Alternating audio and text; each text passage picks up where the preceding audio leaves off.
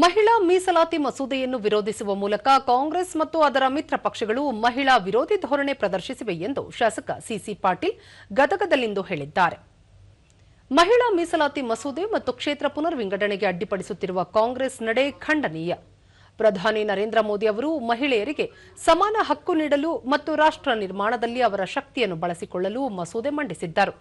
ಆದರೆ ಕಾಂಗ್ರೆಸ್ಗೆ ದೇಶದ ಹಿತಕ್ಕಿಂತ ಕುಟುಂಬ ಹಿತವೇ ಮುಖ್ಯವಾಗಿದೆ. ಈ ಹಿನ್ನೆಲೆಯಲ್ಲಿ ವಿಧೇಯಕ ಪಾಸಾಗದಂತೆ ನೋಡಿಕೊಂಡಿತು ಎಂದು ತಿಳಿಸಿದರು.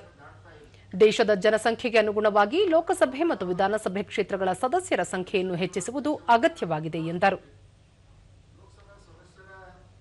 ಸಂಖ್ಯೆ ಹೆಚ್ಚಾಗುವುದು ಅನಿವಾರ್ಯ. ಯಾವ ಕಾರಣಕ್ಕೆ ಕಾಂಗ್ರೆಸ್ ನೇತೃತ್ವದ ಇಂಡಿ ಮೈತ್ರಿಕೂಟ ಈ ಎರಡು ಬಿಲ್ಗಳನ್ನ ಸೋಲಿಸಿದು ಅನ್ನೋದು ಇನ್ನೂ ಬಹುತೇಕ ಆ ಪಕ್ಷದ ನಾಯಕರಿಗೆ ಗೊತ್ತಿದ್ದಂಗೆ ಕಾಣೋದು. ಮಹಿಳೆಯರಿಗೆ ಶಕ್ತಿ ಕೊಡುವುದರಿಂದ ಕಾಂಗ್ರೆಸ್ ಪಕ್ಷದಲ್ಲಿ ಸಹೋದರರಿದ್ದಾರೆ. ಅವ್ರ ಮನೆಗೂ ಹೆಣ್ಣು ಮಕ್ಕಳು ಸೋಷಿಯಲ್ ಸಮಾಜದಲ್ಲಿ ಮುಖ್ಯವಾಗಿ ಪ್ರಮುಖವಾದಂತ ತಾಯಂದಿರು ಕೂಡ ರಾಜಕಾರಣಕ್ಕೆ ಬರ್ಬೇಕನ್ನುವಂತ ಆಸೆ ಇದೆ.